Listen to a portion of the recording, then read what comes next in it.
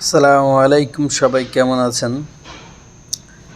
আজকে ভিডিওটা করলাম, এটা একটা স্মৃতি হয়ে থাকবে, সেই জন্য ভিডিওটা বানালাম। আমার এক ভাই এবং এক চাচা আমাদের কোম্পানি থেকে খুরুজে চলে যাবে একেবারে, আর সৌদি থাকবে না। তাই সবাই মিলে খাওয়া দাওয়ার একটা আয়োজন করছে। প্রবাসে সবাই একলগে থাকা একটা ফ্যামিলির মতন, একটা পরিবার। যখন কেউ পরিবার থেকে একজন বা দুইজন কিছু মানুষ চলে যায়, তখন যে কতটা কষ্ট হয়, যে ছেড়ে যায় সেই বোঝে। আমি এই মানুষগুলোকে অনেক মিস করবো। তাদের সাথে একলগে কাজ করছি, হাসি ঠাট্টা মশকারি করছি, ঝগড়া করছি।